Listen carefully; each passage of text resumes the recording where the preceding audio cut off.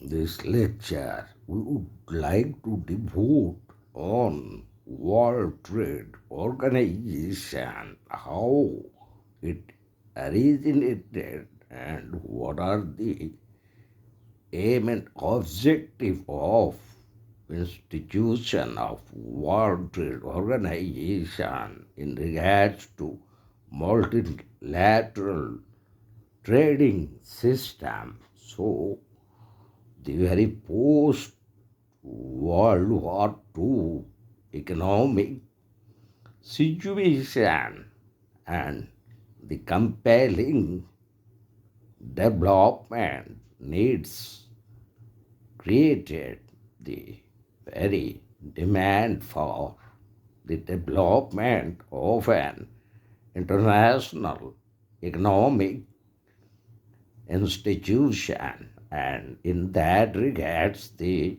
Bretton Woods Conference of United Nations organization, which gave birth to the International Monetary Fund and the World Bank, and the post Second World War situation also needed the regulation and control of multilateral trading system among the nations. So on that regards, the very attempt to frame an multilateral trading system went back to 1941, when a powerful reminder that the desire for peace and security drove the creation of the today's global economic system. The global rules that they underpin our multilateral economic system were a direct reaction to the Second World War, and it was under the General Agreement on Trade and Tariff, which resulted from the Havana round of multilateral trading system, which was organized in 1947, which ultimately gave birth to the General Agreement on Trade and Tariffs, which won out on 1st January 1948. The lead negotiators for the creation of General Agreement on Trade and Tariff profoundly disagreed on the level of ambition to be achieved, but finally overcome their differences. So, out of the Havana round, the General Agreement on Trade and Tariff that was done out on January 1, 1948. So, the multilateral trading system went through a number of rounds of negotiation and agreement among the nations. So the Geneva rounds, which were held in 1947 and 1956, and also from 1960 to 61, which led to negotiation and agreement on multilateral trading system, and the Kennedy round also, which was engaged in multilateral trading system negotiation from 1964 to 1967, and also the Tokyo round of multilateral trading system, which went through 1973 to 1979, and also the Uruguay round, which was held from 1986 to 1997 on the very negotiation of multilateral trading system with 123 nations. The very Uruguay round was started on 20th September 1986 and that continued till 1993 and the final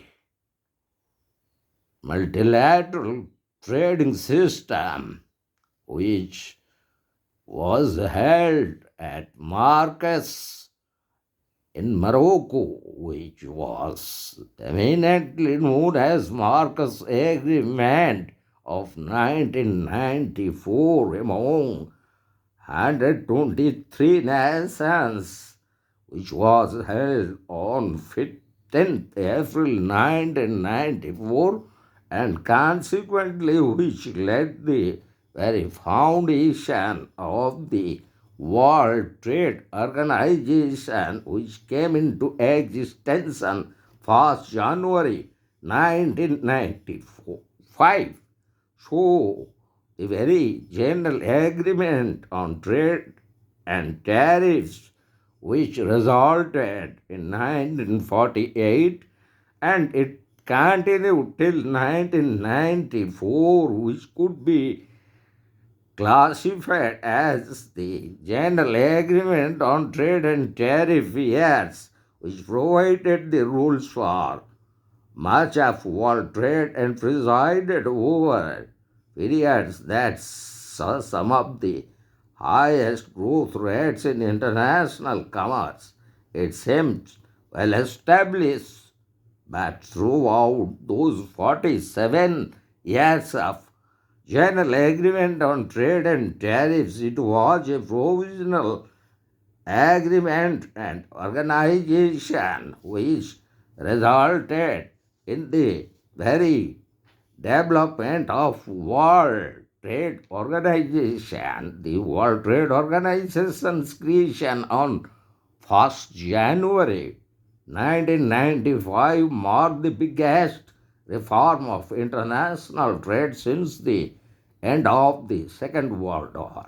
Whereas the General Agreement on Trade and Tariffs mainly dealt with trade in goods, the World Trade Organization or WT and its agreement also cover trade in services and intellectual property. The birth of the WT also created new procedures for the settlement of trade disputes. So the year 1998 marked the 50th anniversary of multilateral trading system and it would be considered as the golden jubilee of the multilateral trading system. And now we would like to discuss another important round of agreement and negotiation which went in 2001 and known as the Doha round was launched in 2001 to achieve major reforms of the international trading system through the introduction of lower trade barriers and revised trade rules. A fundamental objective of the Doha development agenda is to improve the trading prospects of developing countries.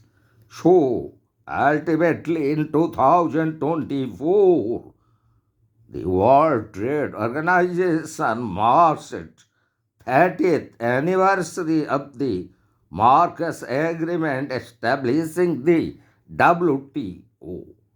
Over the past 30 years, the WT members have agreed major updates to the WT rulebook to improve the flow of global trade. The WTO's membership has expanded from 123 nations to 166 members, representing over 98% of international trade.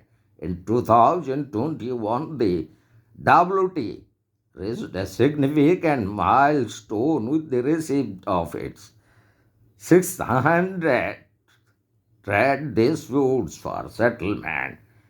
The very major achievements of the WT could be included as revised WT agreement on combined procurement and toss into force, and the WT disputes reached the 600 trade disputes for settlement, and also expansion of the information technology agreement. Then the TRIPS agreement amended to seize access to affordable medicines, and also trade facilitation agreement enters into force. The WT members adopt agreement on fisheries subsidies as part of Geneva package. And now we would like to discuss another important part of the World Trade Organization negotiation and agreement, and that is WT ministerial conferences, which were held from Singapore to Nairobi and from Nairobi to Abu Dhabi. So the ministerial conference, which is the highest decision making body of the WT and usually meets every 2 years. The WT's first ministerial conference was held in Singapore in December 1996, and then the next important ministerial meeting or conference was held at Nairobi in December 2015, and at present the 13th ministerial conference was held in Abu Dhabi in February 2024. So, in that connection, we would like to discuss certain important principles which governs the world multilateral trading system, and such principles, as we found, the WT agreements are lengthy and complex because they are legal text covering a wide range. They deal with agriculture, textiles and clothing, banking, telecommunications, government, standards and product safety, food, sanitation, regulations, intellectual property, and much more. But simply fundamental principles of the WT agreement run throughout all of these documents. These principles are for the multilateral trading system. So, the fundamental principles governing the WT agreement we could briefly discuss. One is non-discriminatory trade practices, most favored nation concept, treating other people equally. Under the WT agreements, countries cannot normally discriminate between their trading partners, grant someone a special favor, such as a lower customs duty rate of for one of their products, and you have to do the same for all other WT members. This principle is known as most favored nation treatment. It is so important that in its first article of the General Agreement on Tariffs and Trade, which governs trade in goods, Most favored nation is also a parity in the General Agreement on Trade in Services under Article 2 of that agreement, and the agreement on trade related aspects of intellectual property rights or TRIPS as provided under Article 4 of the TRIPS agreement. Although in each agreement the principle is handled slightly differently.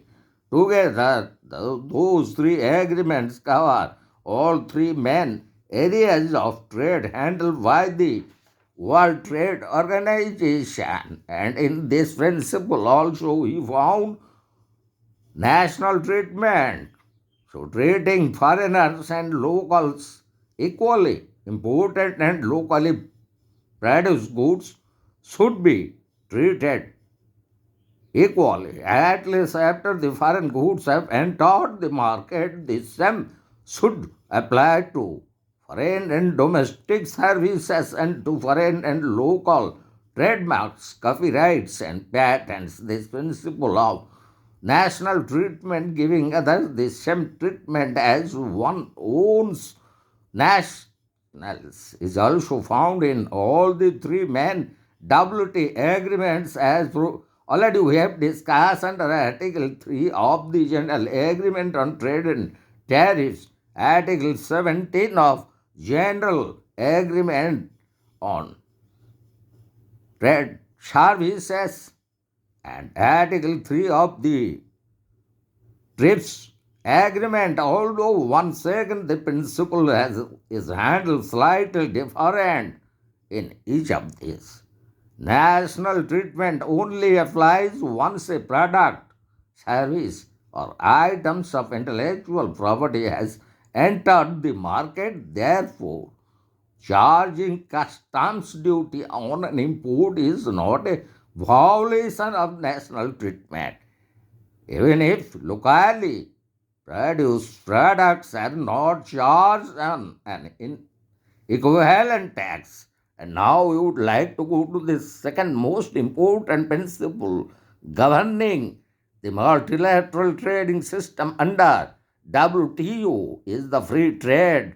Lowering barriers. So, lowering trade barriers is one of the most obvious means of encouraging trade. The barriers concerned include customs duties or tariffs and measures such as import bans or quotas that restrict quantities selectively from time to time. Other issues such as red tape and exchange rate policies have also been discussed.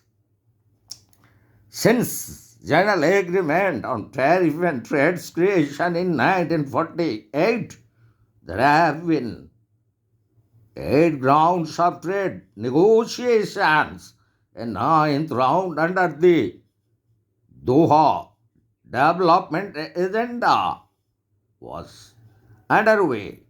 At first, this focused on lowering tariffs, custom duties on imported goods as a result of the negotiation. By the end of mid 1990s, industrial countries' tariff rates on industrial goods had fallen steadily to less than 4%. But by the 1980s, the negotiations had expanded to cover non-tariff barriers on goods and to the new areas such as services and intellectual property. So opening markets can be beneficial, but it also requires adjustment. The WT agreements allow countries to introduce changes gradually through progressive liberalization. Developing countries are usually given longer to fulfill their obligations. And now we would like to discuss the third most important principle governing multilateral trading system under the World Trade Organization is stable and predictable environment. Sometimes promising not to raise a trade barrier can be as important as lowering one because the promise gives business a clear view of their future opportunities with stability and predictability. Investment is encouraged, jobs are created, and consumers can fully enjoy the benefits of competition, choice in one hand and lower prices on the other hand. The multilateral trading system is an attempt by government to make the business environment stable and predictable. The WT, where countries agree to open their markets for goods and services, they bind their commitments for goods. These bindings amount to ceiling on customs tariff rates. Sometimes countries tax imports at rates that are lower than the bound rates. Frequently, this is the case in developing countries. In developed countries, the rates actually charged and the bound rates tend to be the same. So a country can change its bindings, but only after negotiating with its trading partners, which would mean compensating them for the loss of trade. One of the achievements of the Uruguay round of multilateral trade talks was to increase the amount of trade under binding commitments. In agriculture, 100% of products now have bound tariffs. The result of all this is substantially higher degree of market security for traders and investors. And the next important principle governing multilateral trading system under the World Trade Organization is open and fair competition. So the World Trade Organization is sometimes described as a free trade institution, but that is not entirely accurate. The system does allow tariffs and in limited circumstances other forms of protection. More accurately, it is a system of rules dedicated to open and fair competition. The rules on non-discrimination, which is most favored nations and national treatment, are designed to secure fair conditions of trade. So too are those on dumping or exporting at below cost to gain market share and subsidies. The issue are complex and the rules try to establish what is fair or unfair and how governments can respond in particular by charging additional import duties calculated to compensate for damage caused by unfair trade. Many of other WTO agreements aim to support fair competition in the field of agriculture, intellectual property, services. For example, the agreement on government procurement agreement, because it is signed by only a few WTO members, extends competition rules to purchases by thousands of government entities in many countries and so on. And now we would like to discuss the next and the final principle which governs the multilateral trading system under the World Trade Organization. is economic reforms and development. The World Trade Organization system contributes to development. On the one hand, developing countries need flexibility in the time they take to implement the system's agreements, and the agreements themselves inherit the earlier provisions of general agreement on tariffs and trade that allow for special assistance and trade concession for developing countries. Over the three quarters of WTO members are developing countries and countries in transition to market economies. During the 7.5 years of the Uruguay round from 1986 to 1993, over 60 of these countries implemented trade liberalization programs autonomously. At the same time, developing countries and transition economies were much more active and influential in the Uruguay round of negotiation from 1986 to 1997 than in any previous round, and they are even more so in the current Doha Development Agenda, which was began in 2001. At the end of the Uruguay round, developing countries were prepared to take on most of the obligations that were required of developed countries, but the agreements did give them transition periods to adjust to more unfamiliar and perhaps difficult WTO provisions, particularly so for the poorest, the less developed countries. A ministerial decision adopted at the end of the Uruguay round says better off countries should accelerate implementing market access commitments on goods exported by the least developed countries, and it seeks increased technical assistance for them. And the developed countries have started to allow duty free and quota free imports for almost all products from less developed countries. On all of this, the WTO and its members are still going through a learning process.